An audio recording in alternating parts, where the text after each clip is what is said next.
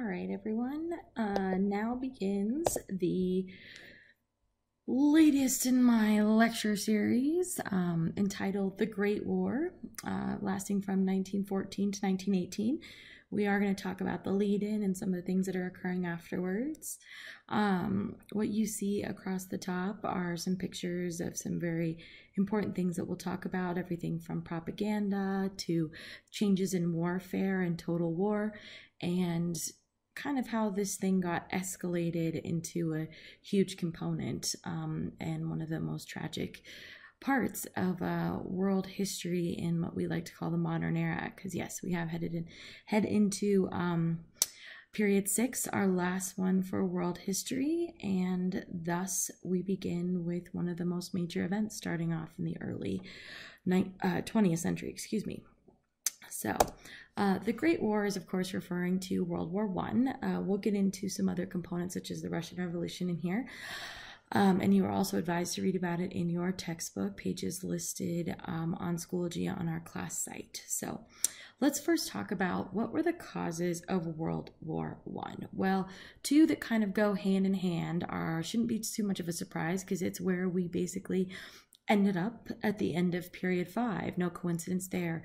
Imperialism, or the taking over of lands for their raw resources and eventually their people, as well as nationalism and people wanting to have their own self-sovereignty or their own freedom based on all of their language, their religion, their ethnic diversity, rather than these huge empires that have been building up, and in some cases, like the Ottomans, starting to decrease, but not willing to let go of those people.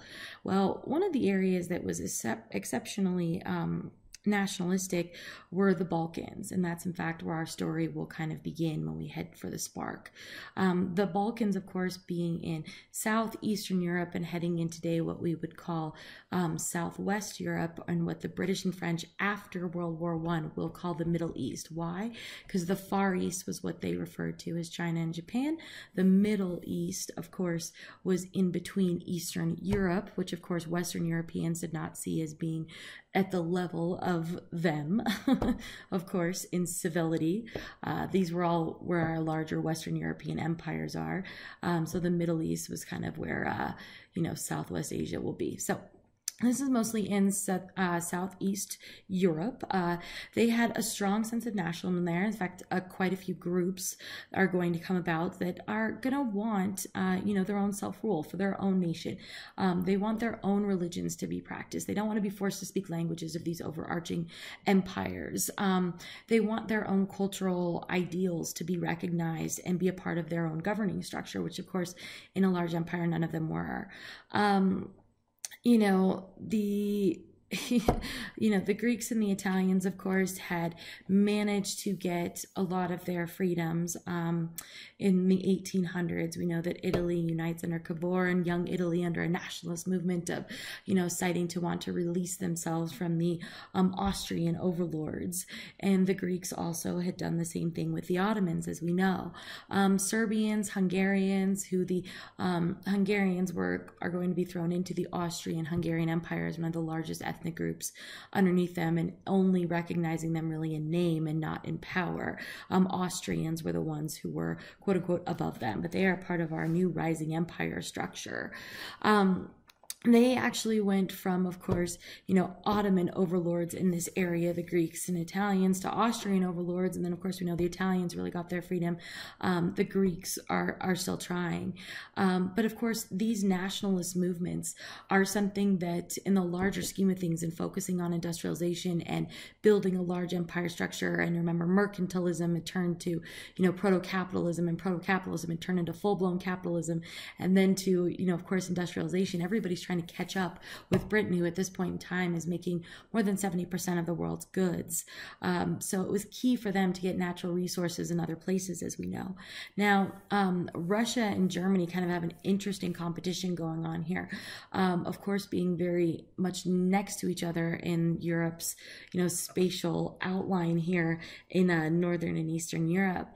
But they really want to kind of exert their power by taking over different areas. Well, Russia, interestingly enough, promoted the idea of pan-Slavism, which can be compared to, Pan-America, which is what Simone Bolivar wanted to create, which is one united American, Southern American people, which of course we know never happened because there was too much diversity, too many people wanting their own sovereignty, too many tribes not wanting to be underneath, those common overlords that, come with a large empire. Well, Russia promoted pan-Slavism not because they really believed that the Slavic people who spoke a Slavic language, who were both Muslim and Christians living in southeastern Europe, the Greeks, the Serbians, the Montenegrins, these different ethnic groups, promoted the idea of these Slavic-speaking peoples, in Southern and Eastern Europe to come together. They weren't doing it because they wanted to, again, create a positive environment. They were hoping to tear down the Austrian-Hungarian Empire. They wanted to weaken any area it could and possibly be able to swoop in, welcoming Russia as these great liberators if they promoted their own ethnic identity. When, of course, Russia, building on an empire itself, had no want or need to be able to do that. We know that Russia's been competing with Britain for a long time. We know the Ottoman Empire was a place where they both wanted to take over, the sick man of Europe. More on them later.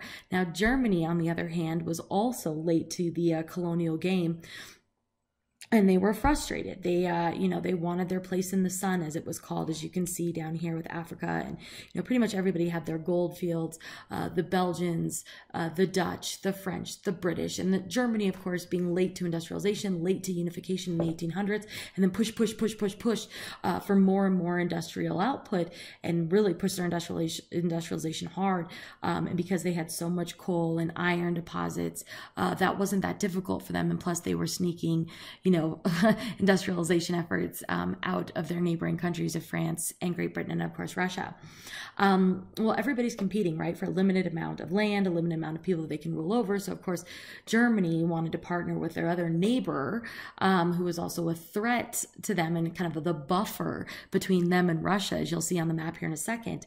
They backed the Austrian-Hungarian Empire, against Russia, trying to help them suppress national independence. Now, isn't that ironic that the group that used nationalism, under Otto von Bismarck, now Otto von Bismarck and Kaiser Wilhelm II, the leader, the Kaiser, the king of Germany, along with his first general, were the two that, prime minister, were the two that were very much pushing against national independence. Again, not because they cared, but because, again, this is all a game to them. It's sad, but it's a game. Everybody's frustrated with Britain and France having the most power. They were frustrated that they got more of the colonies than anybody. So then we start seeing clashes in Southeast Asia and Africa and Central Asia. Remember, the great game is still going on, and everybody's trying to get a piece here. Russia, Great Britain, Russia, of course, wants to expand in India, knowing it can't stop Great Britain, decides to go the other direction and spread further down south. Now, southeast, I should say, into the Baltics. So now what you're seeing here is, on the right here, this is supposed to be Otto von Bismarck, and kind of his big dog of Germany. It is ever thus with arbitrators, Turkey everywhere, and not a bit for us. So the idea being, of course, that, Germany, which you'll always recognize Germany from the hats, says that they deserve to have their own colonies. And, we're going to turn out the big dogs to get that on. Now, the next reason for the start of World War I was, of course, militarism, very much on the rise, goes hand in hand with, rising industrialization. If we are going to, just like we send out military and naval groups with early colonists, as far back as the starting of the Dutch East India Company, or the VOC, is starting with, of course, with Great Britain and the British East India Company and the Portuguese. We always had traders, but in order to protect those traders and the goods we were trading, we always had military. So industrialization, raw material extraction, all of this has always gone hand in hand with needing more military to protect what's ours, quote unquote, right?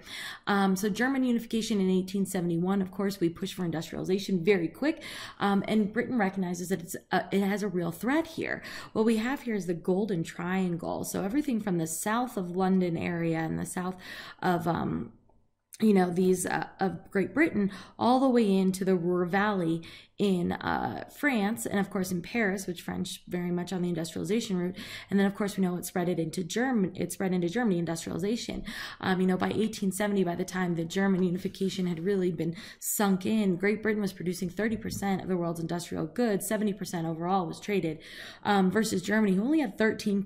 But by 1914, by the start of World War I, Great Britain slides into near equal with Germany at 14%. Of course, there's a rise with, you know, more and more people, as we can see here from the map, who are actually starting to increase their industrial regions, as noted here by these tan pieces.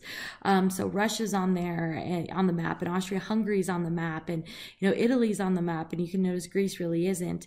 And of course, you know, the south of France as well, in Switzerland. So we've got a lot of industrialization, so there's a heck of a lot more competition. Well, with imperialism and going out and getting this great race for colonies and industrialization, we really did have this weapons race. And of course, we just talked about that naval buildup. Well, politicians believed that, you know, controlling the sea would give them all the control that they needed. It would be a decisive piece in winning any war, not any way, any war, sorry about that. You know, Germany, of course, announces that it has a huge naval fleet, which of course freaks Great Britain out. Well, Great Britain sees a few of their fleets, and of course they didn't know yet that the Germans were manufacturing submarines, which are going to become pivotal in this war. Great Britain cannot be undersold in this great competition, so they announce a larger fleet of what we call the dreadnoughts, which is what you see here, these very large iron and steel ships that were just gigantic, that were completely head to toe armored, that had all of these that you see right here are not windows necessarily. Most of them are actually cannon holds. So again, you know, the Great Britain flag flying nice and up high. Now, of course, they believed that with these new innovations that, you know, finally we were going to see a war, if there was a war, on the seas. Well, that's not going to stop, you know, Britain from militarizing here and getting lots and lots of young recruits, as well as in Britain, in Germany, lots and lots of recruits. Notice the little top here. This is, of course, the young German soldier, which they were bringing up in the ranks with military schools. Now, not to be undersold, both groups started producing a lot of propaganda to go along with this. You know, the buildup of military arms, of navies, training new troops, as we see here. You know, we always want our country to come first, you know, and of course, by the headlines, it looks like it was so. You know, Men of Britain, this one right here says, "Will you stand with us?" And you see this little woman holding a baby here, possibly even a child. And of course, it looks like, you know, the Germans have come in and, you know, killed these people with, you know, bombardment, of course, and, you know, we needed to make sure that we were getting people enlisted, that we were tugging at their heartstrings. You know, 228 women and children were wounded by the German raiders, so now we're hitting really the heartstrings. We're not just saying that able-bodied men went up to each other, you know, are going up to against each other and more.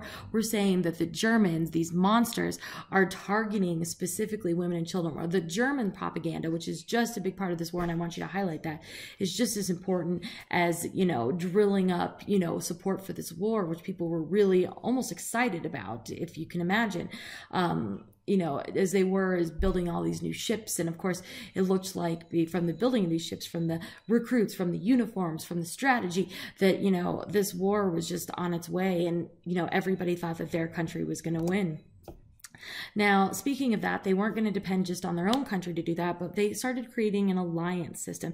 And this happens all the way back to the beginning of the 1800s, that these secret alliances start forming. So really, the seeds of war were planted long before even places like Italy and, you know, Germany were even unified and industrialized. Now, if you can imagine here, you know, this is a big deal, the chain reaction that something would create. Now, in an alliance system, is what you can see here on this map.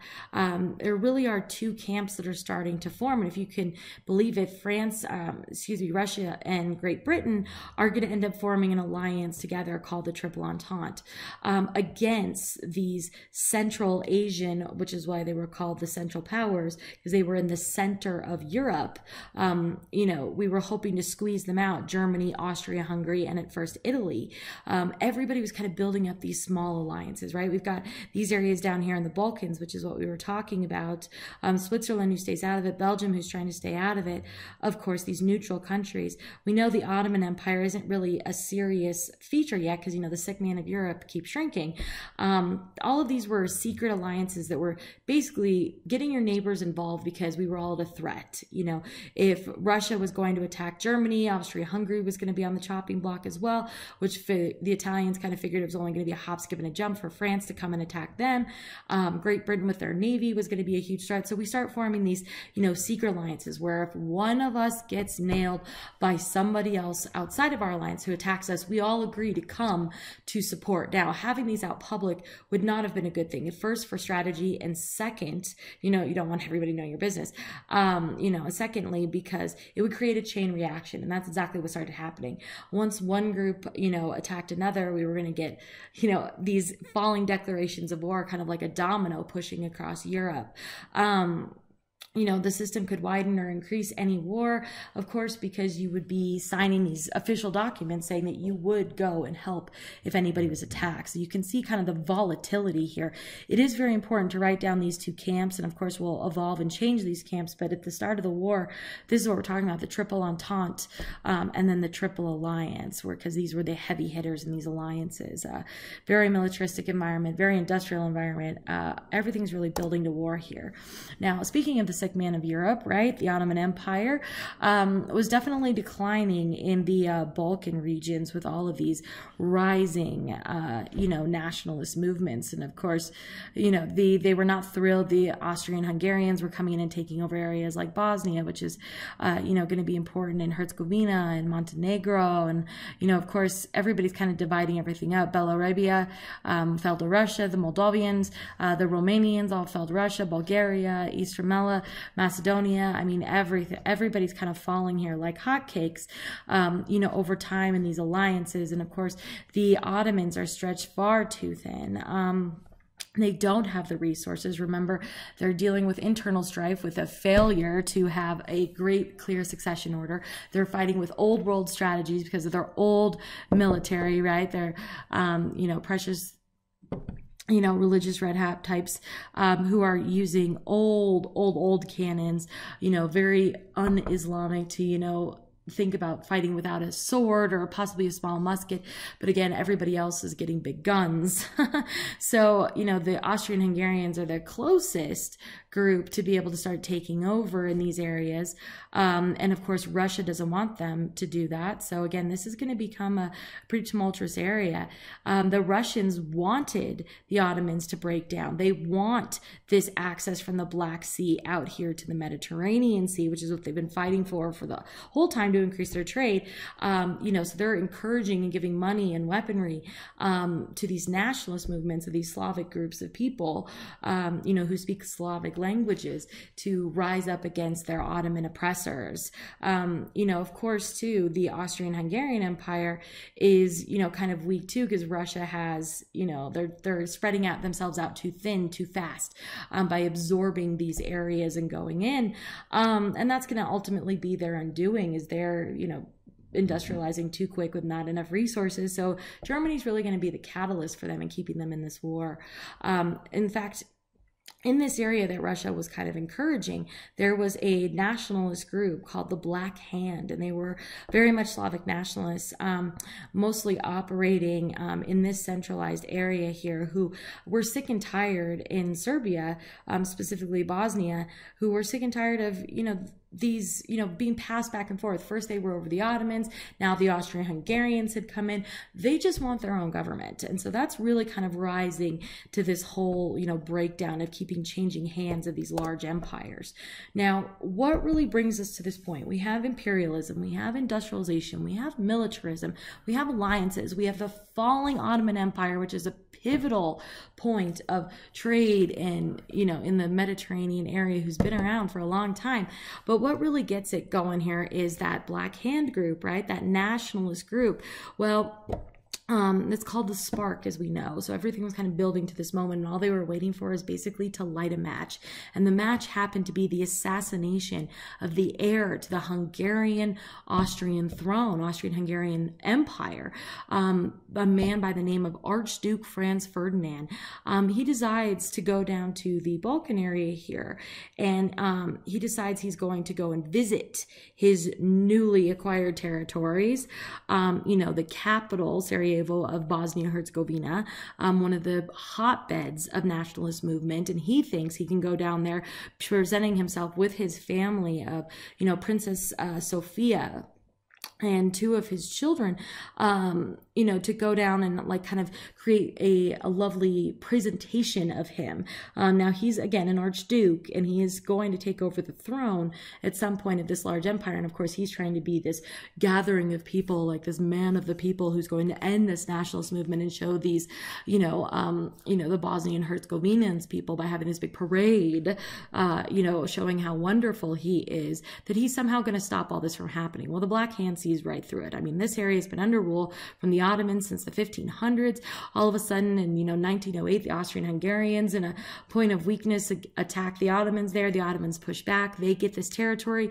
It's a hotbed of nationalist activity. They're like, enough. We're sick of it. So this group, which really takes on a mind of its own, that is fighting for self-sovereignty in this area, decides to create this whole huge plan to murder him along the parade route, right? This family man, two children, and he's driving around in an open-topped car. We'll see this again with Kennedy in the 60s, not, that Texas was like an annexed area or anything at that time, but, this is why presidents today do not travel around in open-ended cars, because things like this occur. Well, unfortunately, a 19-year-old man by the name of Gavrilo Princip, who actually was traveling with the Black Hand and had been a part of it, and was supposed to be part of the plan to jump out. They weren't sure which part of the trade route throughout Sarajevo that Archduke Franz Ferdinand and Princess Sophie were gonna take, but they were sure to have people stationed with guns at any moment to jump out and shoot him. Well, Gavrilo Princip, of course, 19 years old, is basically sick to his stomach. He thought he had the flu. He just couldn't carry through this, but it turns out it was that he was just sick to his stomach about thinking about killing this person. So he decides to, run away through back alleyways of Sarajevo and just say that the Archduke and Sophie, since no one really knew the parade route, never came by his spot. And unfortunately, he pops out going through these back alleyways, literally right in front of Sophie and Franz Ferdinand. And now, Gavrilo Princip, 19 years old, once again, has a choice to make. Does he, massacre this first officer who was sitting in the front of the car, as well as the heir of another empire who had just taken them over, or does he not do it? And he basically decides that it's divine faith, and that it's him being in the right place at the right time, and this is what God would want. And so he shouts a few words about freedom, and the story goes, at least we don't know for sure, in Serbian, and then of course he shoots. And at that point, the alliance system almost immediately kicks into effect. The Austrians are now facing, unfortunately, and even though Gavrilo did not mean to shoot Sophie, she ends up dying as well, and dying much sooner as she tried to block her husband. And of course, they're shouting, please don't die. One of you has to stay alive for the children.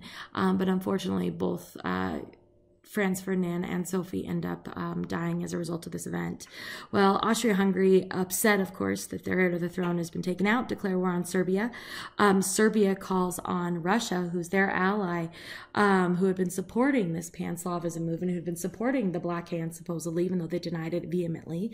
And, of course, Austria-Hungary now calls on Germany, as they have been attacked and threatened by a Russian ally, and then of course the Russians call on France, who we'll get who have an alliance with Great Britain. Great Britain and Russia didn't have a direct alliance. They still really don't like each other, but basically it's this whole domino thing that really kind of gets going, all because this 19-year-old man made a choice. He ends up getting arrested and eventually put to death. But, you know, who knows if Gavrilo Princip really knew that he was going to start the war to end all wars, the war to end all wars, as Woodrow Wilson would put it. Well, let's talk about the Central Powers. What happens now once we shift? Well, they take action, and this is very important. They had a plan. They had a plan in place. Germany did, and Germany's really the spearhead, the industrial center that's really leading the Central Powers, and that's very important for you to note. And under the Schlieffen Plan, which was concocted by a German general with the last name of Schlieffen, you know, that's a mouthful right there, decides that Germany cannot afford, as they are surrounded in the Central Powers by enemies with France in the west and Russia in the east. They have to avoid a two-front war. They know that Russia, being further away, being less industrialized, having less resources, will take them longer to mobilize. So what they decide to do is instead they mobilize a plan to knock out France early on as quickly as possible, you know, catch them by surprise by not just marching right across the border, because France would be depending on that, but to go through Belgium and, of course, attack from the north, take out their stronghold, which was mostly in Paris, which is right up here.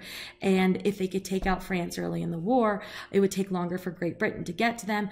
They could just march their troops right back across through the German rail lines and through marching too, and of course shipping if they could, if the North Sea was unfrozen enough, right across to Russia, and not have to fight and split their troops up. So that was the whole thing. But their success was really dependent on making sure that, one, it was a surprise, and two, that they were able to get through Belgium, because that was their surprise move, was convincing Belgium to let them walk right through.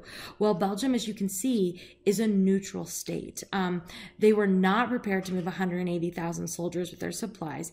They were on 500 trains. They had 50 wagons on each train east. They were not mobilizing quite as quickly as they wanted to. You know, they were struggling really to preserve peace, because Belgium wasn't, you know, going to necessarily let them through, and they knew that. And what were they going to do at that point? Just turn around? Was Belgium going to alert France? Was Belgium all of a sudden going to go into an alliance with Great Britain and France? They didn't really know. There was a lot of holes, but it was really, you know, dependent upon them being able to get through Belgium into France, to take out the stronghold in Paris, and to turn around and get all of their troops loaded up on trains and all of their supplies loaded on trains, and get them to the other side to basically bombard Russia and really prepare for the large fight, as Russia had a much larger population on that side. You know, so it was really kind of a flawed plan from the beginning, but it was their only choice at that point. Well, what do they do when they get to Belgium? Well, on August 3rd, 1914, when Germany declares war on France, the same day they invade Belgium. They decided that it didn't matter what Belgium thought. Belgium said, no, you're not coming through. And instead they bulled their way through, literally, with troops and guns, no permission, to try and take out the French military, who had already started to mobilize.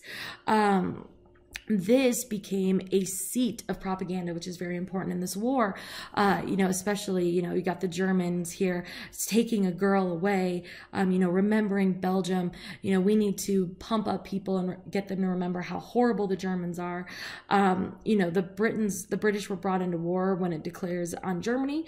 They must respect and leave Belgium per the 1839 treaty, that they said, not that Belgium was, you know, in a complete alliance with them, but Belgium had been a protectorate, basically, of the British people, fearful, of course, of everything that was going on around them, with Germans, you know, industrializing so quickly, and Belgium being a rather small nation.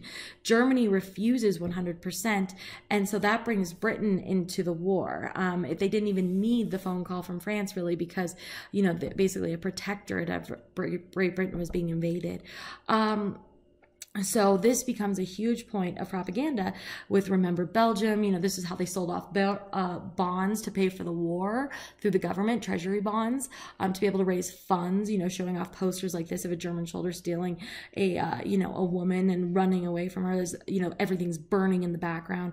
They showed pictures like this of exactly what had occurred with large artillery guns, with troops coming through Belgium, town by town. They called this the Rape of Belgium, in fact, and it was a rather horrific part of this, and of course force Belgium into the war, and will make an enemy out of Belgium for Germany, and will make Germany look bad to the entire world, which is when the US will secretly start supporting Great Britain. Now, others will also join in with the Central Powers, right? The Ottomans, of course, upset about Russia taking over a lot of their lands and annexing.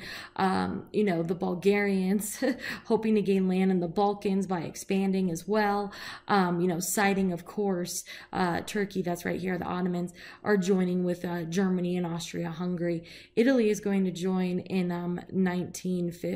will join early on, but will switch sides in 1915.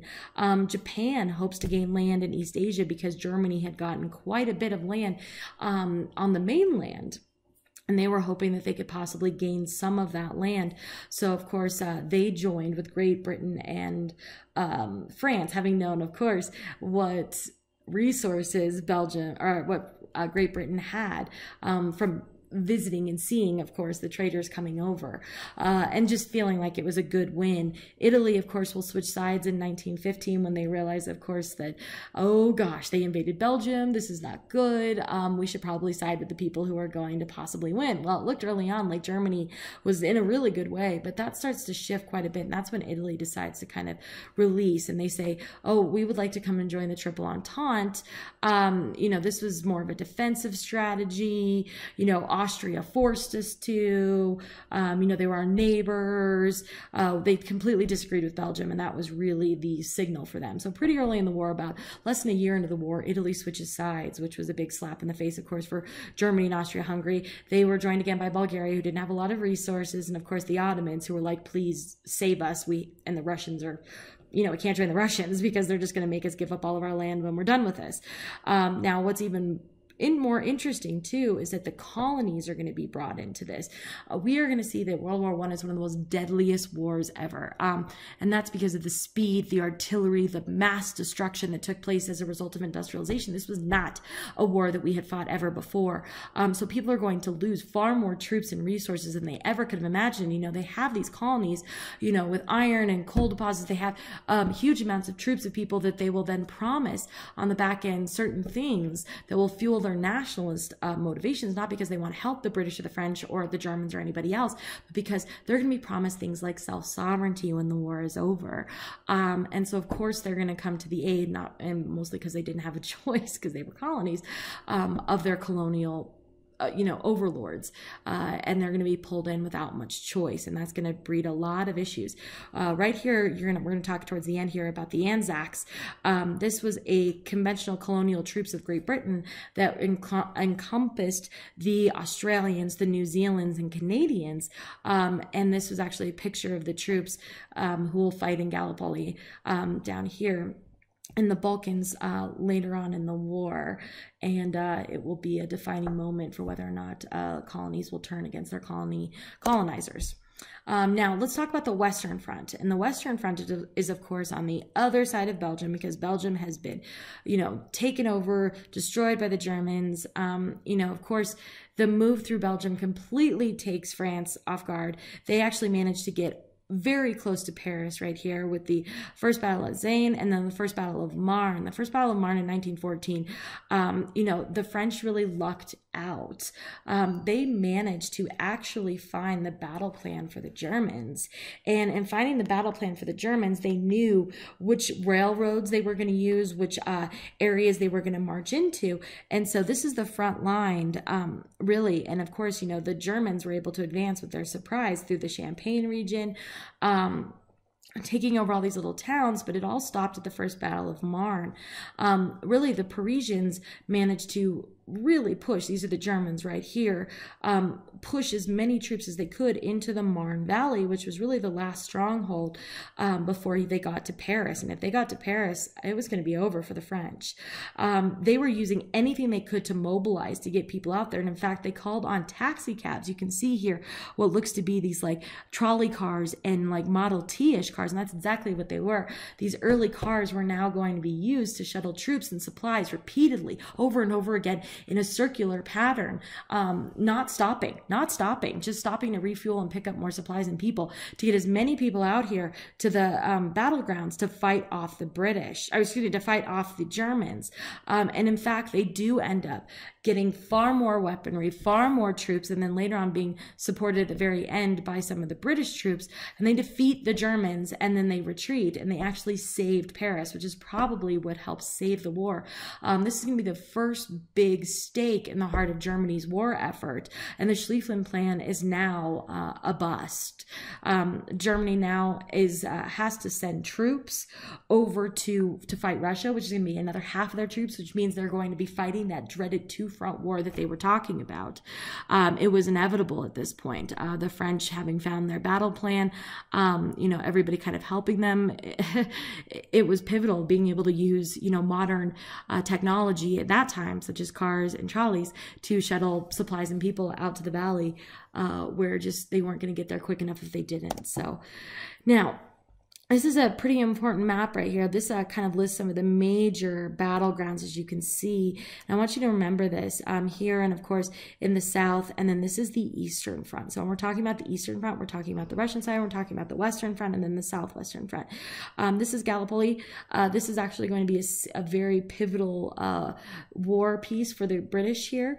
And, of course, we're going to see that this really is the Central Powers, and that's why they were called so, because they fought so from the center. Now, this was a very costly war. We had very old tactics coming to a head with new weapons, industrialization, but we didn't know how to fight necessarily with that. So we're going to end up losing a lot of lives because we're still going to fight in things like mass waves of people, like sending them in line after line after line, very much like you would have seen in an old Civil War video. Of course, it was easier to train people to fight in that line, to rush in lines of troops, make those calls, control large groups in a close formation. But again, when they're fighting in these successive lines, they basically become sitting ducks for these huge, massive new technologies such as machine guns. And it was very easy to, as you can see here, mow down anybody that was kind of coming at you in a line just by shooting straight down the line.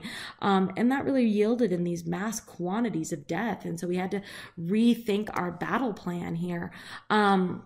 This is the Big Bertha gun, and Germany had quite a few of these, and they improved on them throughout the war. These large cannon-style guns that fired these huge shells that would create these, basically the size of our classroom, these holes in the earth, and destroy anything in their path. So farmland got destroyed. Just the sheer pollution and smoke from all of the gunpowder that was being used. The sheer destruction, blowing down buildings with these suckers. And if Germany could have possibly had more of these guns, and had gotten them quickly, but they required travel on huge long trains, and then large amounts of people pushing them, and some engines as well. I mean, they were incredible. They were more mobile, and of course they were 2 to 3 times larger, as you can tell, the human to gun ratio here, and this was called the Big Bertha. Now, everybody's going to develop these by the end of the war, but Germany was ahead at the beginning of the war because of these large technological mayhem pieces here. This is supposed to say mustard gas, not mustard gas. I apologize. A new chemical. We have a chemical revolution that's been happening with the medical revolution. So not only have we found a way to create things that will help get rid of sickness, we've now created things that will make people sick. And of course, the great thing is that these would kill from a distance. You could launch these huge cells of mustard gas that would then explode and basically just disseminate all of this smoke. And so people had to wear masks. And if we go backwards one, these are the mustard gas masks that people would have to wear to protect themselves from it. This was not an unusual scene to see just dead people everywhere because of these excruciating technologies. You could feel the effects of this mustard gas about 12 hours later. Your eyes would just start burning uncontrollably, bleeding out of your eyes. Your skin would be blistered, like lesions would be, just melting off of you. Your internal organs would start deteriorating and almost melting inside of you, liquefying. You could possibly get better, but it would depend on the amount of your exposure. And of course, the further into the war we got, the better the mustard gas and the stronger the mustard gas got. So possible death definitely in about 4 to 5 weeks, exceptionally excruciating pain. We started using things like barbed wire to stop those big lines of troops. So, people would run out in the face of all of this smoke like you see up here. And then if they couldn't see because of the smoke, so they would have these barbed wire fences in the middle of what we'll call no man's land. And you can see no man's land here and here, which all used to be farmland filled with trees, but had now been cut down or burned down as a result of the fires and smokes and large artillery guns and the lack of oxygen as a result of these pollutants. And so we would just start building these barbed wire fences across. You can see some guy here trying to balance across them, but for the most part, if this mustard gas was going and you went over the top, as it was called in this trench warfare, which we'll talk about here in a second, and you ran right into this barbed wire fence, the likelihood that you would bleed out, get stuck, rip your skin open, you'd get stuck. You'd have these piercing wounds, and if a machine gun didn't get you, the mustard gas would, or friendly fire. It was insane, like the excruciating pain, the excruciating bleeding out, like not being able to release yourself in these huge, like 2-inch, 3-inch barbs that were stuck into you, and men would just die. They would have even more new weapons. Like we started using tanks, and in fact, the Germans and the Italians were two of the first ones to use tanks. The problem is that using them, here's that no man's land I was talking about, see the sheer devastation of farm and forestry as a result. And of course, with there being a rainy season there, because again, France, which was the Western Front, had incredible wine growing regions. So that was pretty awesome for them. But they did not have the capability of building these big steel tanks with these, what they thought was going to be great, which basically like conveyor belts to move them, because tires would get stuck. And we were also in a shortage of rubber and struggling to get them rubber from the, islands in Southeast Asia back in time. So we had to build metal, basically, conveyors to get these tanks out. And unfortunately, like you'd have these tanks that would just flip over and then they would just spin their wheels. They would sink into the mud. They would flip over as a result of uneven ground, like going up a hill, and then just topple over. Like they were super unreliable at first. But they start getting better towards the end, building them up with a higher center of gravity, as you can see on this one, allowing them to have a little bit more give and differential, which between the two sides. So that was great. We could strap large guns to them and they would hold steady for the most part. So tanks are going to be kind of a big technology that's going to help towards the end of the war, and especially for protecting people who are firing these large guns and not just being open while they're shooting them. Planes, of course, first they were mostly used for reconnaissance. Later they'll be used to drop bombs. Planes will be huge in World War II, but by the end of World War I, you had these incredible flyers, these pilots who would get into these dog fights in the air, where basically we had taken the war to the air, and they'd fly into each other or near each other, and they try to get them off balance or use their wind shear and flip them over and get them to dive bomb to the ground before they could get any sort of bomb either released or take pictures for reconnaissance. And they would literally just try and fly to get them, not into each other purposely, but if need be, there you go. Whatever it took to stop their other side's war effort. Submarines, this is huge for the Germans. In fact, the submarines and their unrestricted submarine warfare as a policy of the German war effort was going to be what gets us involved in the war. They used torpedoes and kind of an early missile technology like cannons to destroy ships, especially supplies and troops. Remember, we talked about how, having control of a navy and having control of the seas would be the definitive moment in the war. And it turns out that was partially true, because if people can't get supplies like rubber, like the issue with the tanks, back from their colonies. What else can't they get back? Well, they can't get troops here from their colonies. They can't get, more coal, more iron. They can't get anything back if we stop the ships before they can get to port.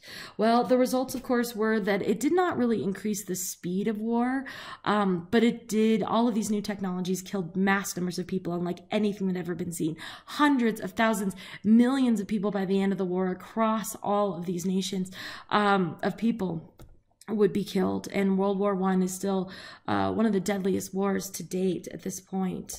Now, we talked about trench warfare, and I mentioned it. Let's talk about what that is. Well, a trench is exactly what you think. You dig out these big, huge tunnels. This is how everything was basically fought in the western part of the war. In a war where you're seeing like casualties of 1,000 people per day, you have to figure out a different way to fight. You have to find the element of surprise. And that became, so you weren't standing on land, but you were underneath the land. So you'd build these huge trenches, these dug out tunnels, as you can see, and you'd reinforce them with sandbags, and people would sleep in them. They'd sleep in them, they'd eat in them, lived among the dead in them. They would gather artillery guns and machine guns. They would have their battle plans from there. Everything was done in these trenches that were deep, dark, nasty, and oftentimes wet, which is why today the U.S. military will tell you, and any military will tell you, one of the most important things a soldier can have is clean socks. A lot of men died from pneumonia by having wet socks, as that water in these trenches seeped through their boots, and then they'd inevitably get sick. They wouldn't be able to get well, and they'd get pneumonia, and they'd eventually die. Now, of course, that wasn't the biggest killer, of course, but just the sheer disgusting nastiness. I mean, there were no outhouses. There was no anything. I mean, you defecated, you dug a hole, you buried it, but eventually those holes, I mean, it's gross. I mean, there's not a lot of water, there's not a lot of supplies. I mean, at the battle of, it's crazy. So again, we have to avoid the machine guns and artillery. They were filled, the trenches were filled with dead people, with rats then as a result, because rats were of course attracted to the decaying flesh, water, mud. And of course you'd move through these trenches, and then you'd be ordered to quote unquote go over the top, which means you're going to hop over and go run in. Now, if you look over here at this kind of outline, there would be like a headquarters dugout, right? There would be a first line with another trench that would go to a second line. And of course, no man's land is this area that you see right here, which was once a blossoming forest and gorgeous and beautiful. But because of fires and guns and the sheer bombings, as you can see right here, was destroyed. And this is where the barbed wire fences were. This is where mustard gas was released. And so both the enemies, both the Germans and the French and everybody, would have these trenches dug out. The Battle of Somme was incredible. It lasted for more than a month, fighting in these trenches, digging more and more trenches every day. But 1 million or 500,000 troops each side, were lost going over the top, dealing with this artillery, this mustard gas, the sickness and the unhealthiness of living in the trenches. This battle was not that long, but it was decisive in the fact that nearly 500,000 people died, because this was just a battle that nobody could win. And you'd gain some land in no man's land. You'd start digging another trench, and then somebody would fire a large artillery gun. In total, the British won the Battle of Somme, but this proved how deadly the war was, of how many people died in it on both sides. And in grand total, this was the most miles that was gained during any singular battle of the war in using this trench warfare. And the British gained 5 miles, and they would gain land and they would lose it, and they would gain land and they would use it. And essentially what we're dealing with is the French landscape, which is absolutely devastated, and some of the German landscape was just devastated in the eastern part of the country, trying to defend and keep the Germans out, as the Germans are trying, of course, to get into France. These bombed out areas, with all these trenches on opposing sides, like there would be trenches over here, there was no safety. Like, you could bomb the trenches even. You could send mustard gas in the trenches. If you could get a gun out there to do it, you could do it. If you get a tank eventually out there, and the tank's really going to ruin, this area, of course, even more, and the idea of trench warfare, because you're not going to be able to hide from a huge trench. This right here is the center. This is right on the western front, on the side of eastern France. These were trenches that were dug by the Germans, and you can see how interconnected they are. You can see in the middle, this was no man's land, once beautiful, lush farmland that was blistered and just devastated. These are the French lines right here. And again, this is all the land that they gained, like maximum of 5 miles, and they'd lose it. It was just this war of attrition where nobody was ever winning and nobody could refill the supply lines. It was horrific. The Western Front was just a massacre. Now let's talk, here's the Western Front as we were just showing you right here. This is the Eastern Front. So the Schlieffen Plan, of course, we know failed. Most of the German army was on the Western Front, so we had to get all the way back across Germany, which is also when Germany called on Austria-Hungary and said, send your troops.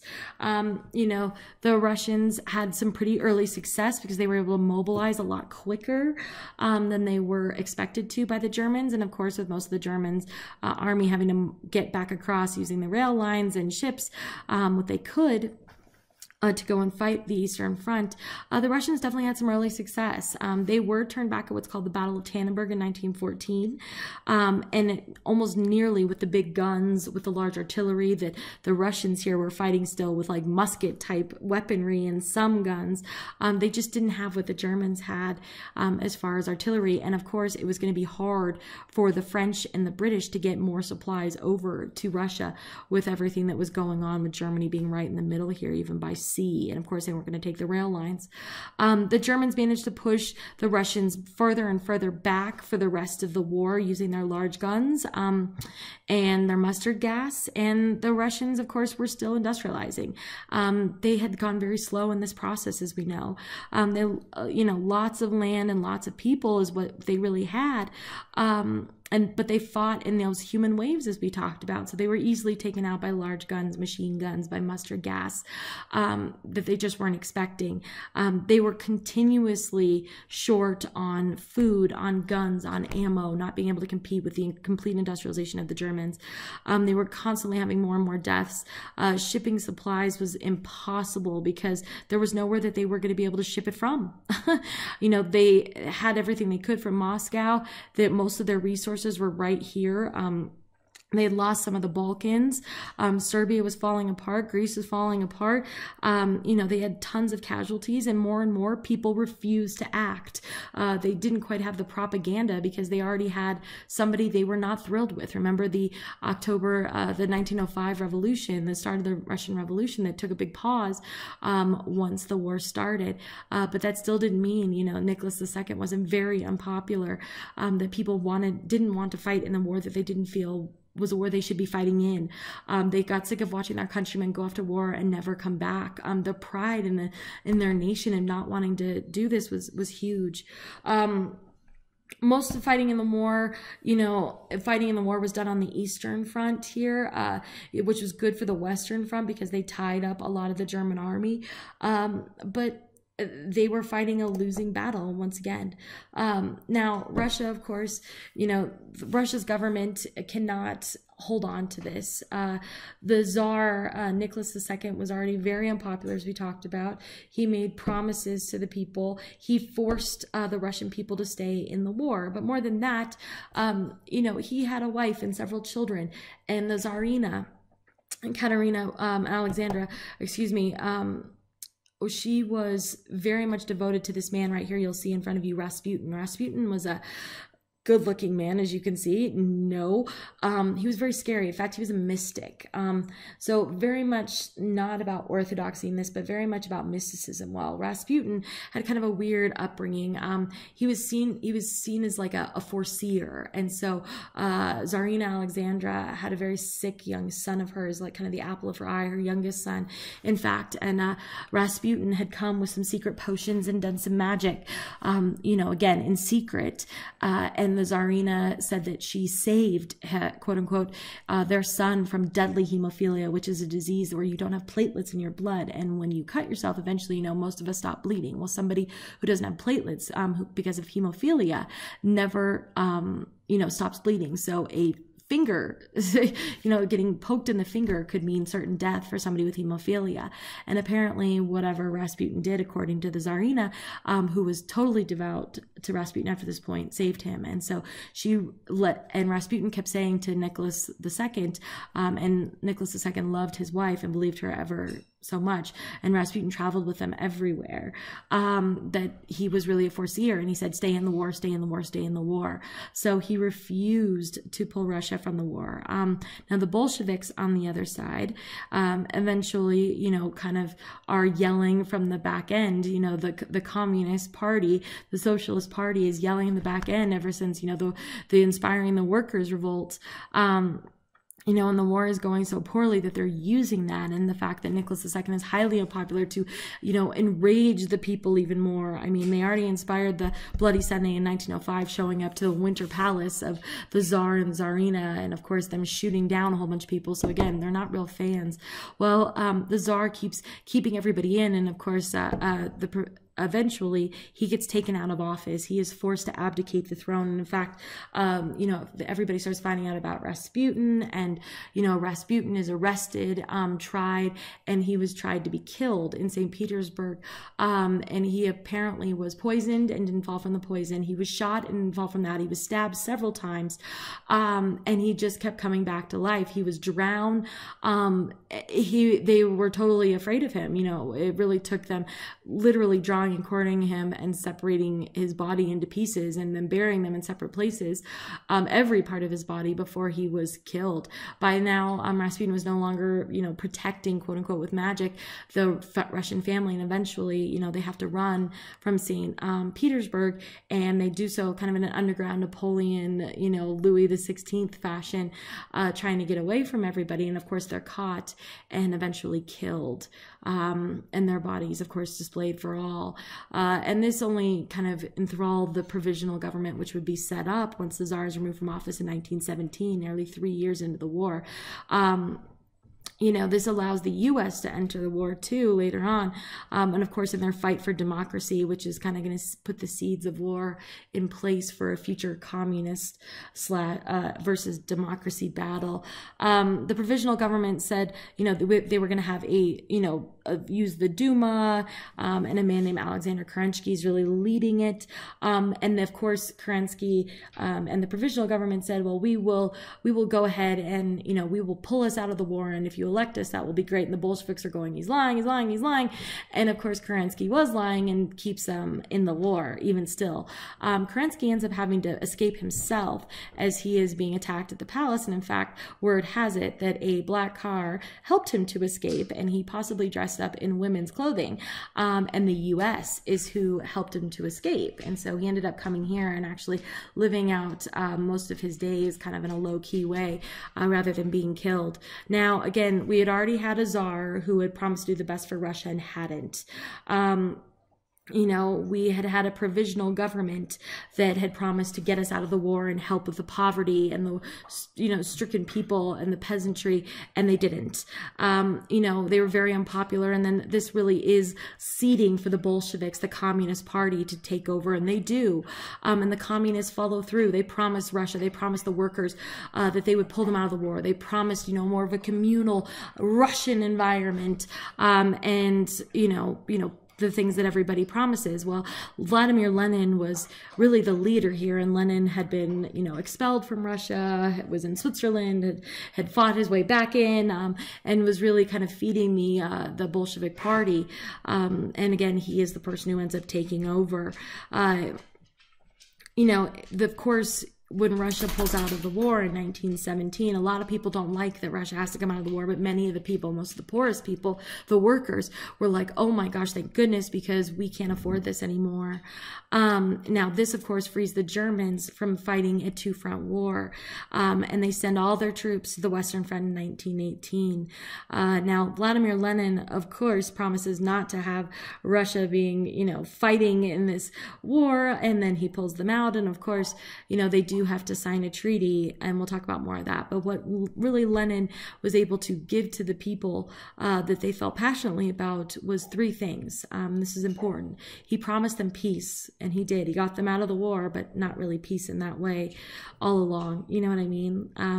Land. He promised to redistribute land and give people back their land that had been taken from them, to remove the horrible aristocrats from power and redistribute their land, and of course bread to finally feed them. They were starving. Everything the Russians grew, everything that they had for the past 4 years had been sent to the troops.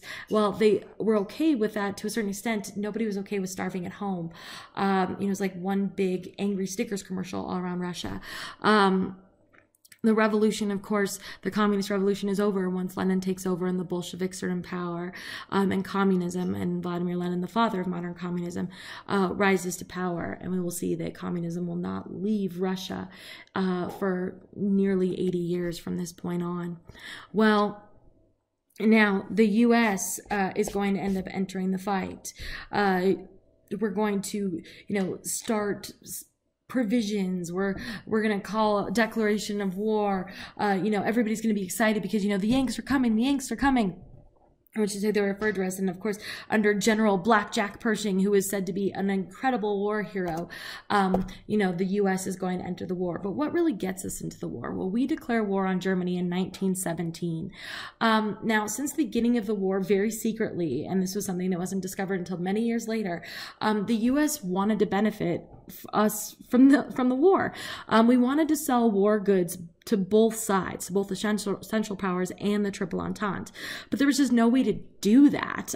So Britain, of course, was our mainstay because we couldn't get them to Germany. We were trying to, Germany, of course, was, angered because, of course, they couldn't get stuff to the German troops. But they knew because, it had been offered to them, or supplies were offered to Germany, that, of course, they had to have been offered to somebody else who would take them up on it, and who had the resources to get it to them.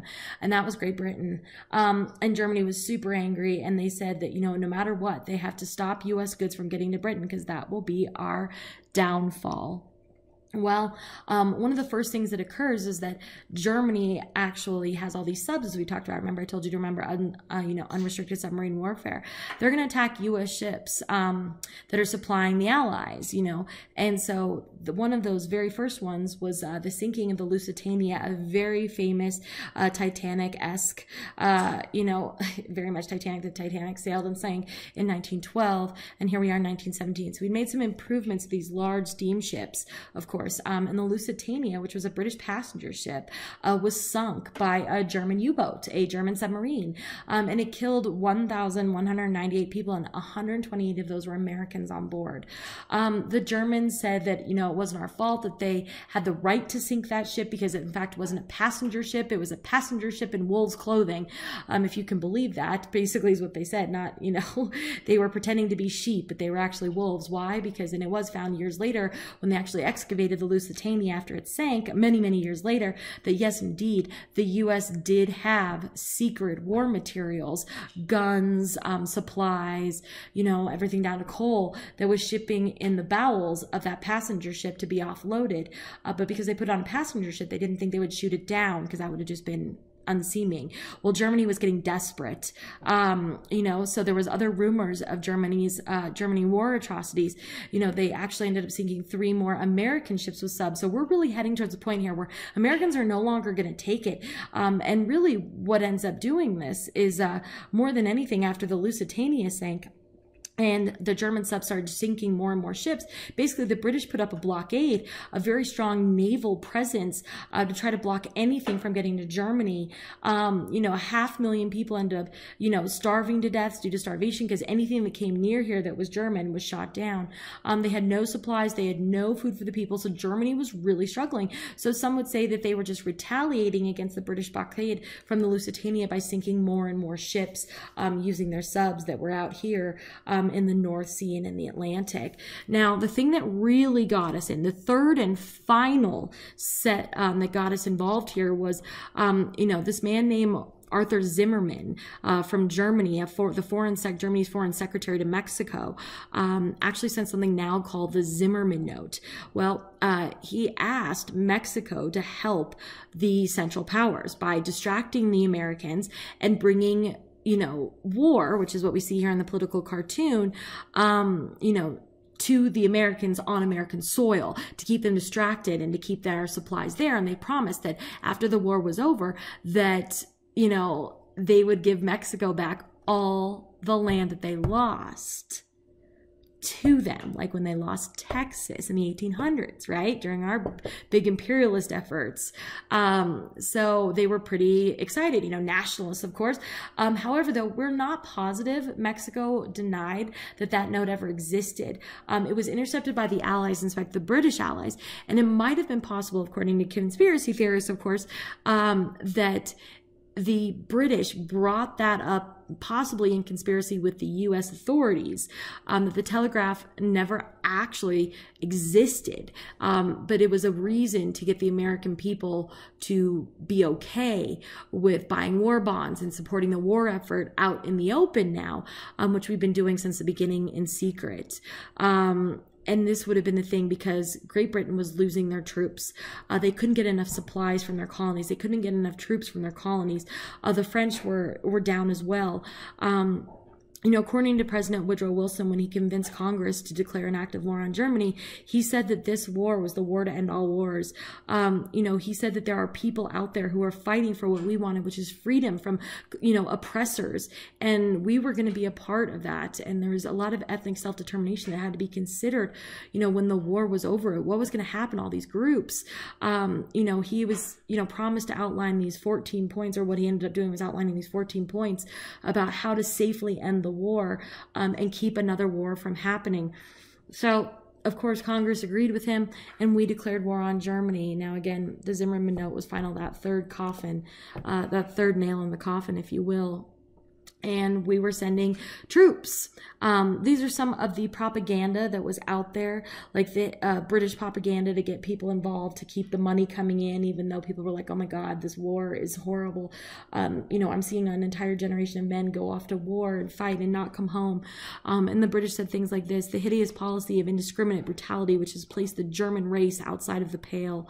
The only way to restore peace in the world and to shatter the brutal menace is to carry the war throughout the length and breadth of Germany. Unless Berlin has entered, all the blood which has been shed will flow in vain. And that's really what they wanted the Americans to do, was to bring in fresh troops, was to come over and push Germany back and take out Berlin, which was the seat of industrial activity for the German war machine during World War I. They warned everybody who was going on passenger ships that the Germans were doing anything they could to destroy them. I mean, what we really had here at this point was everybody was getting desperate, and what we engaged in a really important concept called total war. And under total war, very important, the state must control the economy and everything within the economy to support the war effort. So we're going from a laissez-faire free market economy to a command economy. Even on our own home, this is actually when daylight savings actually started, in order to save energy and power, to get more power to go and help the war effort. We enter in 1917. Britain at this time had already started to control their economy. France was already controlling their economy. Germany had controlled their economy. The government took over everything to use anything in their power to win the war. They started to do rations. They rationed commuter goods, so such over here like saving wheat, use more corn, save meat so we could feed the troops, use more fish and beans, which were plentiful at this time, save fats, and a lot of that was oils and stuff that could lubricate guns and things to that effect. Save sugar, use syrups, again, something they could sell off very easily to get more and more war materials, and serve the cause of freedom. And so we started rationing and telling people that what they could and could not spend their money on, which was okay at this time because it was all to direct at the war effort. They had to decide, the government had to decide the quality, the quantity, and the price of goods, which a lot of it was pretty high in order to raise money to support the war effort. They employed workers in the factories, which meant everybody was working. Everyone had a job. Women had jobs. So what you see here is women working, packing gunpowder into shells in a London munitions factory. They were working lands. They were basically taking over. As you can see here, the Girls on the Land serves the nation's need, help the, the one Young Women's Community Association, go work the lands, grow the crops, do whatever you can. Basically, women were taking over all the men's jobs because all the men were going to fight in war. It was a full service situation here, which meant very low unemployment, which meant people were bringing home money, which meant any sort of economic issues were pretty much put aside, and which is why people were okay with paying higher prices for goods.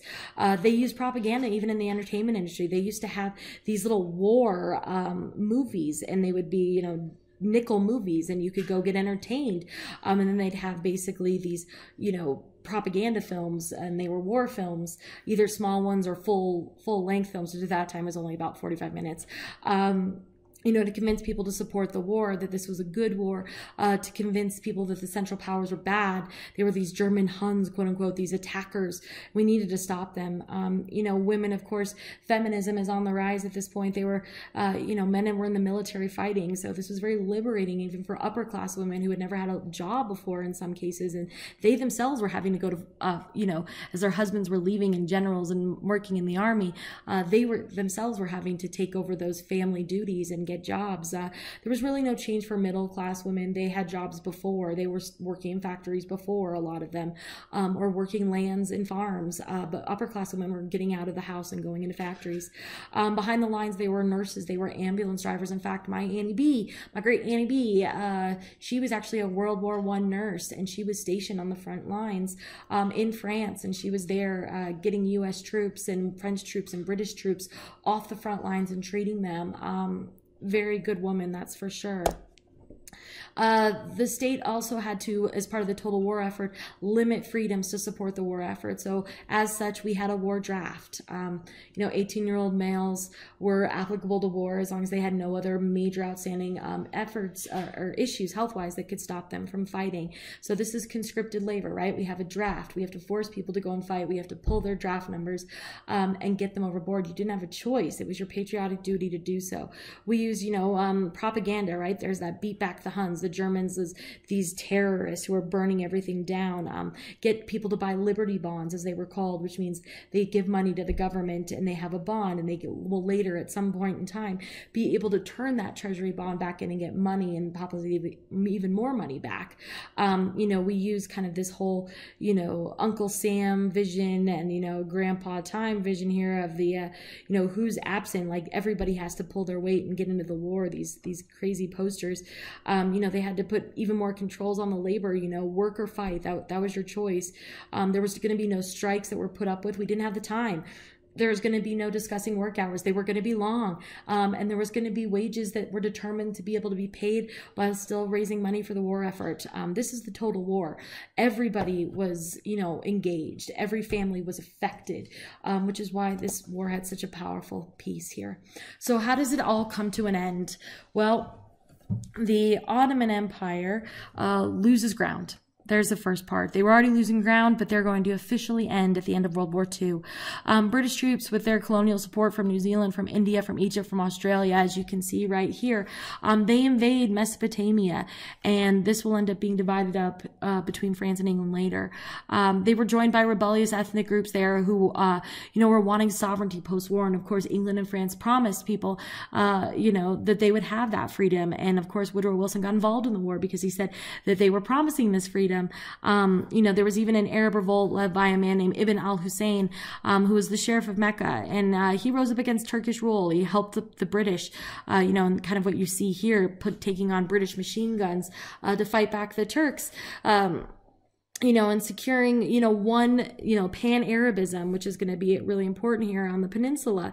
And of course, the British said, yes, we support you, absolutely. And in 1916, they went to war for Britain, hoping that afterwards they would be set up with a government that would be helped, which is what they promised. They would be paid for their war efforts, and they would finally get their freedom and take down the Ottomans who had ruled them since the 1500s, nearly 500 years, and they wanted their freedom. Now, the Brits didn't keep their promise. We know that Russia exits the war early. In fact, we know that Russia, was partially due to war-related shortages. They didn't have any more food or fuel. They were running out of all their materials. They were running out of their people. People were upset with the Tsar. Everything was negatively affecting Russia. That great Russian nationalism was sinking into a pit. And, eventually we know that they forced Nicholas II to abdicate. We know that we hunt him down. Eventually we kill him for his war crimes. Lenin's leadership, of course, rose up. The workers supported him. This communal idea and bringing back Mother Russia to the greatness of it under the communist regime looked really great. And in a time when nobody had anything, but under the communist regime, we were going to have, everybody was going to own the means of production, which means this would would never happen again. Then communism was supported because they kept their promises. Lenin pulled them out of the war. The provisional government in Kerensky did not. They signed the peace treaty with Germany. It was called the Treaty of Brest-Litovsk. And of course, now Germany, we know, was able to send troops to the west, which is why we had to bring in the Americans. Britain and France, they couldn't deal with more and more troops coming in. The forced surrender of the Russian Baltic and Eastern lands, which of course becomes invalid after the war, was part of that treaty. They signed it in this rail car, which is going to become very significant in World War II, because it was a traveling and neutral land, and it was able to be protected from the outside, and of course industrialization. Eventually, the Baltic northern parts will become Poland, Estonia, Latvia, Lithuania, and also Finland. It will all go to Germany under this, and that Germany is going to want to keep that land because there is incredible amounts of oil, of coal, of iron deposits that can help fuel their industrial machine.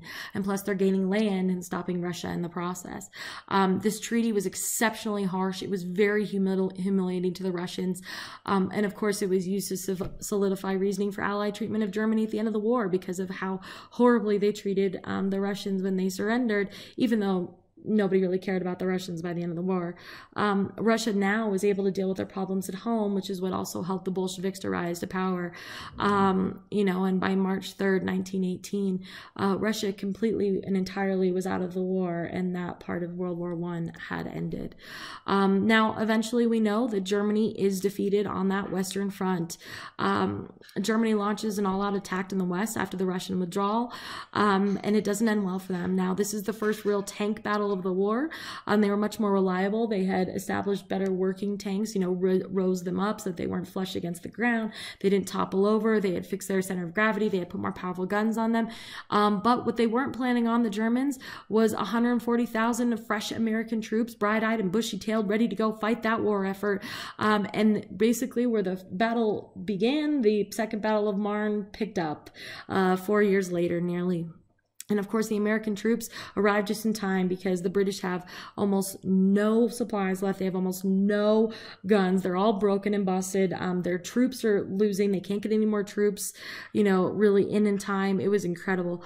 They were supported by new and better tanks. Of course, it smashed through the German lines because what had happened is when the old German tanks, who were the first ones to create them, they had stolen that technology, worked to improve them in secret, and of course, shipped over parts and pieces of them from the war machines that were happening in Britain, which was really untouched greatly by physical land by the war. Not as nearly as much, of course, as France, which was totally destroyed on the eastern side. And of course, we weren't touched at all. So we were really building up the pieces that would make great tanks. It was a very mobile war now. We weren't stuck in trenches anymore. We had left the trenches and we were battling outside of the trenches. Germany, of course, is worn down. Their troops are tired. Their technology is tired. And they try to surrender. Basically, they lose 800,000 plus soldiers in about 4 months. There's also these great sailor revolts where everybody kept hearing that they were, of course, losing. So all of the naval support of the large naval captains and admirals start leaving and abandoning German ships and saying, we're not going to do this in 1917. And again, of course, in 1918 in Kiel. And that was really decisive as well. There was a lot of civilian disillusionment, of course. There was declining food rations. There was tons of deaths of soldiers, the German government, and even civilians from this very mobile war where now we were using tanks and we weren't stuck in the trenches. The war of attrition component had really come true here, for Germany especially, because the Americans came over with new troops with who were ready and able, who weren't sick, who hadn't been in the trenches, with bigger, better guns, better technology. Germany wasn't able to refuel. It wasn't able to get more manpower. It wasn't able to get more materials as fast as the Allies. They couldn't re-up. So they end up being defeated. They sign their armistice or their ceasefire on November 11th, 1918. And the war is officially over. Things like this, the Huns give up, and, they had forced to, of course, they wanted a change in government in Germany as a part of their surrendering. and Germany had to oblige. The U.S. in particular insisted Germany take out Kaiser Wilhelm II. Yes, that famous Kaiser Wilhelm who worked with Otto von Bismarck, who was also part of this war, and unification of Germany, and then had built this war machine. They established, of course, what's called the Weimar Republic government, a republic being, you know, like us, a representative government, and they have a parliament. And this was outlined under President Woodrow Wilson's 14 points of how to keep another war from happening. On November 9th, of course, Germany was declared a republic. Kaiser Wilhelm II, you know, was forced to abdicate, forced to leave Germany, flees to Holland, and by the end of it, 3 days later, with no king, with Otto von Bismarck gone, with Kaiser Wilhelm gone, Germany is all but surrendered. All it needs to be done is the paperwork. Well, what do we do with Germany? How do we decide this? Well, of course, everybody gets together at Paris, right here, a very centralized component here. And they get together at the Versailles Palace, the representation of absolute monarchy, to decide a democratic world, define irony. The USA, in getting together at the Paris Peace Conference, says that we need to have Woodrow Wilson, which is this man right here, the U.S. president, is standing with Lloyd George and, and Clemenceau, President Clemenceau, and of France. The USSR was not invited to the conference because everyone hated that Russia pulled out. By then, the communists had just, declared them not the Russian Federation, but the United Soviet Republic. And of course, France and Great Britain were really mad at everybody. They had lost so many troops, so many people. And of course, the USA warns, Woodrow Wilson in particular warns against, a peace that, punishes, and Great Britain and France are so angry and so upset over what occurred and how this war even came to be and the losing of an entire generation of people that they want punishment. Well, what comes out of the Paris Peace Conference is the Treaty of Versailles in 1919, which officially ends the war. In there are some very important provisions. One is the German War Guilt Clause. Germany, under this armistice and then the Paris Peace Conference, had to agree to take full responsibility for the war, making them look like monsters to everybody else in the world, which Germany is going to hold very much close to their heart and inspire their nationalism. And a man by the name of Adolf Hitler is going to use that to his advantage here in a few years. Germany's army and military were reduced significantly. They were allowed to have 100,000 army troops, no navy or air force. All of their subs had to be disbanded, their tanks had to be disbanded, and they were closely eyed and watched. We didn't want them rising up and coming together and having a military because we were going to be watching them anyway. There could be no alliances between Germany and Austria. Austria was also punishments. Germany and the Ottomans had to give up all of their colonies, and the Ottoman Empire comes to an end with the Paris Peace Conference. And instead, these former areas that were part of the Ottoman Empire and what will become Turkey, Greece, Bulgaria, Albania, eventually Yugoslavia, Romania, Hungary, Czechoslovakia, Austria, Poland, of course, and the Baltics appear, or the the Balkans and then the Baltic, I know it's confusing, will also, Russia, Belarus, all of those will become mandates, basically under the provisions and the watchful eye of mostly France and Great Britain. So a new way of colonizing. The Balkans, of course, were divided up into ethnic states, but of course they were receiving self-sovereignty and able to set up their own government, except for Yugoslavia, which basically became that pan-Slavic group, that Yugoslavia, young Slavs, the youth of Slovakia, basically is what ends up happening. And again, there's going to be Serbians, Montenegrins, Bosnians, Herzegovinians, and they're all going to be combined under one government. And that's not going to last for long, as the USSR will expand. Estonia, Latvia, Lithuania are created, and even East Prussia, which there is a little spot that's left here today that actually is part of Russia today. Finland will be created, of course, and then again, the Ottoman Empire will be divided up into the Middle East.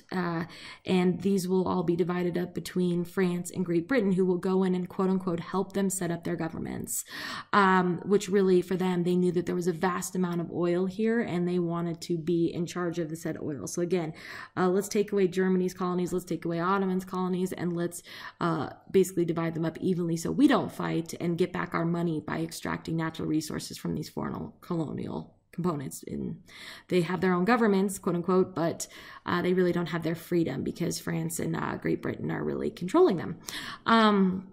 They do have to give up lands in Europe. Germany's going to lose, as you can see here, quite a bit of land over to France.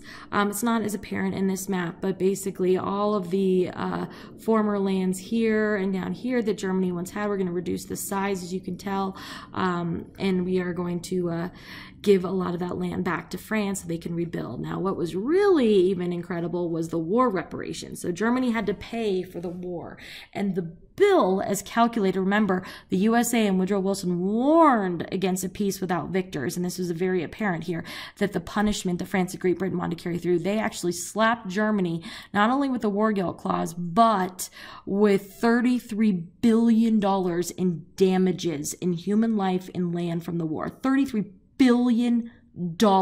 That's like Dr. Evil money. Like, it might as well have been bajillion, gajillion. Like, just keep adding zeros, because in that time, in 1918, that kind of money didn't exist pretty much worldwide, and they wanted one country to pay that. Now, the final piece that was created here, and this was really spearheaded by our own president, was something called the League of Nations. Woodrow Wilson, in his 14 points, suggested that we make sure, along with some self-sovereignty pieces, like in the Baltic area, that we also create kind of a watch group, a combined effort, a League of Nations, the group of people to make sure that these kinds of things don't happen anymore, to keep peace. It's our first stab at a peacekeeping organization. Well, funny enough, our president devised it. Germany wasn't allowed to do it. Russia, everybody was still mad at, and of course, our Congress wouldn't sign it into action. Our president created it, but wouldn't sign us into action. Why? Because we were still being isolationist. Our Congress wanted to keep us out of a further war effort. And by signing that, it would make sure that we were part of this kind of peacekeeping / watchdog group, which looked to the U.S. government like another alliance and could get us into war. And the last thing we wanted was, if this thing went bad, for us to be in the war. So we wouldn't even sign it. Now, what happens to women? Well, we know that women during the war, they worked in factories, they were nurses, they ran farms. When the men come home, they transitioned back. They had felt empowered. They had joined the workforce. They were part of the war effort. And it gave rise to feminism. Even those old cult of domesticity peoples, those women, felt a sense of empowerment. And eventually, they're going to fight, of course, for gaining the right to vote. If they could fight in the war at home, if they could build ammunition, if they could farm farms, if they could do all the men's jobs while the men were gone, and now they were forced to give those up, they should have the right to vote. And a lot of countries did agree, and Britain agreed to the vote for women by 1918 at the very end of the war, recognizing that only for women 30 years or older. Eventually that will change in the next 20 years after that. And Germany and Austria gave women the right to vote under the, Weimar Republic and the newly reconstructed Austrian government. The USA, by 1920, women got, suffrage. Brazil in 1932 and Turkey by 1935, and the list keeps going on and on and on. This push for feminism, this push for the vote that eventually women start to get after World War I and into even the start of World War II, leads to rising literacy rates for women and overall education rates rise for women. And we're going to see women taking more of a role. Now, the negative part of what happened after the war too was emergent disease starts to occur. More devastating than anything from 1918 to 1920 was the outbreak of what was called the Spanish flu, an influenza pandemic, H1N1. Now, all of these soldiers who have been in these close, horrible quarters, and nurses in these close, horrible quarters, were contracting the flu like nobody had ever seen. And then they were leaving from these areas and going home and taking with them their flu with them. So this spread around the world. This became a globalized pandemic with more than 50 to almost 100 million deaths, or 3% of the population died from the flu. And it pushed people, 27% of the population total worldwide had been affected by this in all places of the world, as far as Africa, into Southeast Asia, into East Asia, even in America here. And because this was such a powerful flu, because it spread so far, so fast, being carried, as people didn't know they had flu-like symptoms, or if they did, it was too late. With the troop movements and everything being vast, and this was a worldwide problem. So this pushed people to find things and discover more about possibly preventing the flu and how we prevent this. So we never again saw a devastating point like this. Almost, almost as many people died from the Spanish flu as did in World War I combined. Now, World War I also led to rising nationalism. Remember that all these colonial places had agreed to fight to help their colonial overlords with the want for freedom. India did it with Britain, Australia, New Zealand, Canada with Britain, and of course, Britain promised freedom. One of the biggest shooting points of this was the Gallipoli mission, which was actually headed by the future Prime Minister Winston Churchill, the First Lord of Admiralty of the British Navy. He suggested striking the Ottoman-controlled Dardanelles Strait, which is what Russia, of course, wanted to give them a gate into the Black Sea, which is what Austria wanted to take over this area here, which, anything that passed through Europe to Asia to Africa for the past 1,000 years had gone through this point. And so being able to take out the Ottomans here might stop the supply lines and open up a fresh water line to Russia to get them more supplies during the war. And this happened in 1915.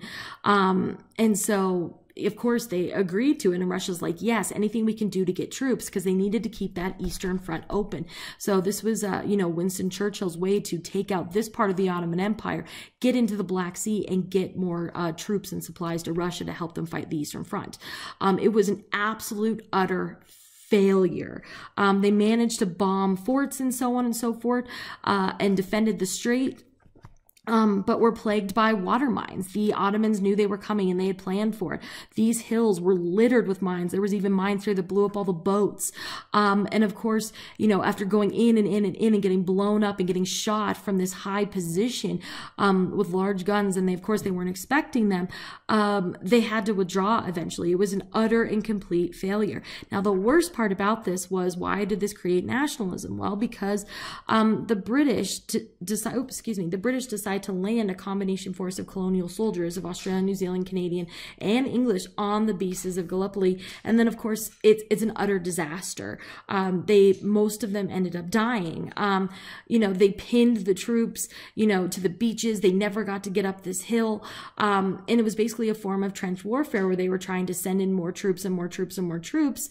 But no matter what, they just didn't know how many people they were fighting back here. It could have been, 2,000. It could have been 200,000. Because they never got the upper hand. And it just became, gaining a part of a hill and then getting shoved back down. I mean, it was intense, and they just kept putting in more and more troops. And because Britain was already starting to lose so many troops, that's why they used their colony troops, which didn't put them in any good favors with their colonial peoples. 250,000 people total died at this one spot. It was mostly the ANZAC troops, the combined troops of Australia, New Zealand, Canada, who died here.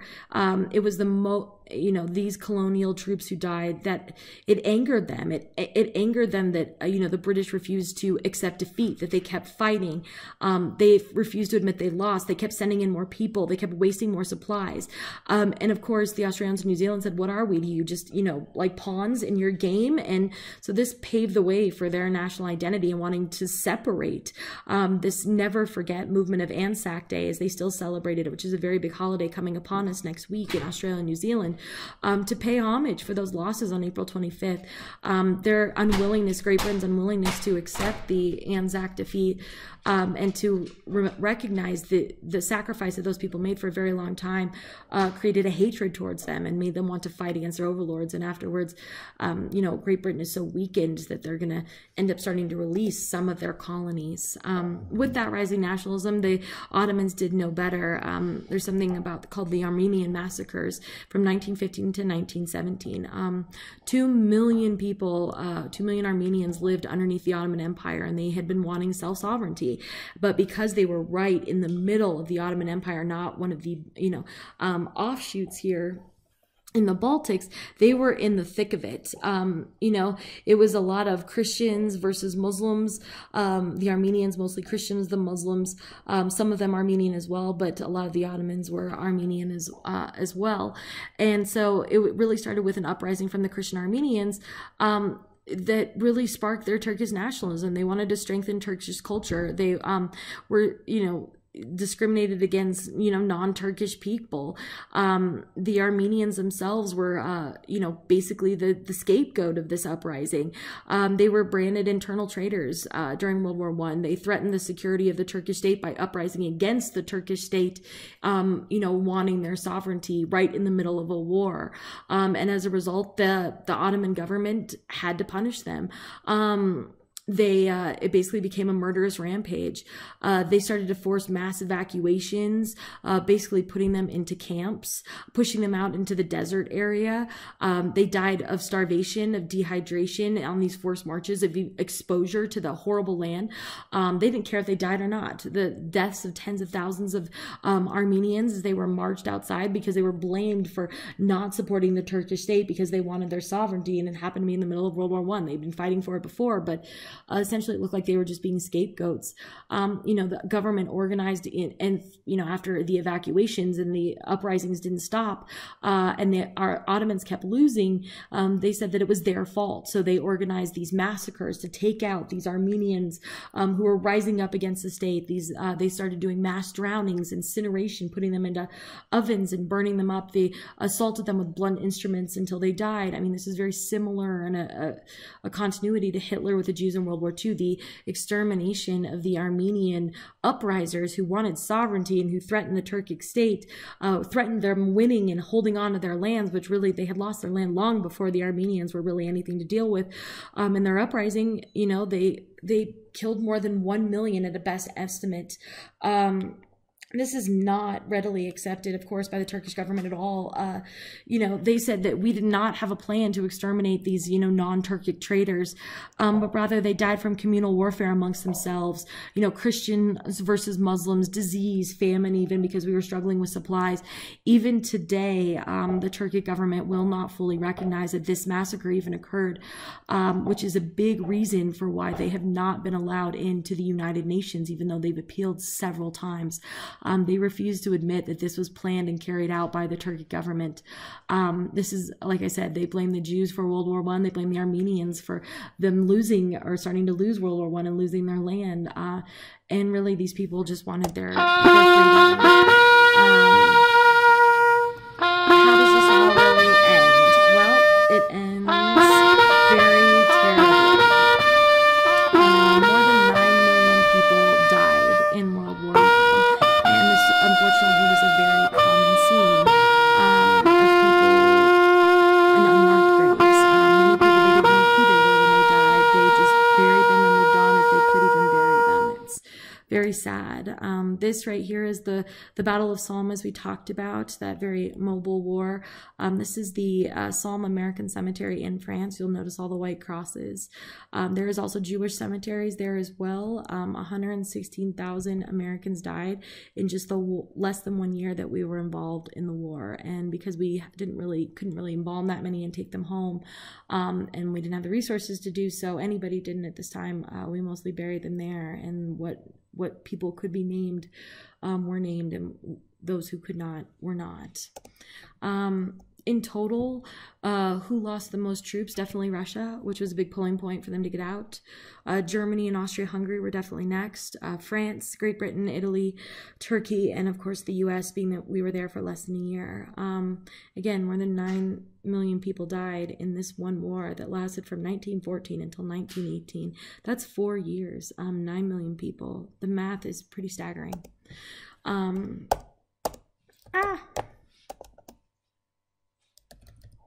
Oh, and the last thing I wanted to show you guys, sorry, the slide was being super fussy here. Siegfried Sassoon wrote about this in 1920. He wrote about World War I, and he said, have you forgotten yet? Look down and swear by the slain of the war that you'll never forget. The last thing anybody wanted was for this kind of travesty to happen again, but we will see that in less than a century, it will. So, all right, that is the end. There is a slight reading you need to do on the Russian Revolution, just to give you a little bit more insight into that. It's not something huge on the AP outline, but it's important for you to understand. And the summary I gave you within this PowerPoint is semi enough for based on what AP wants to know, but a better story is told in your textbook. It's a grand total of 1 page. So, all right, next up is the Inner Warriors.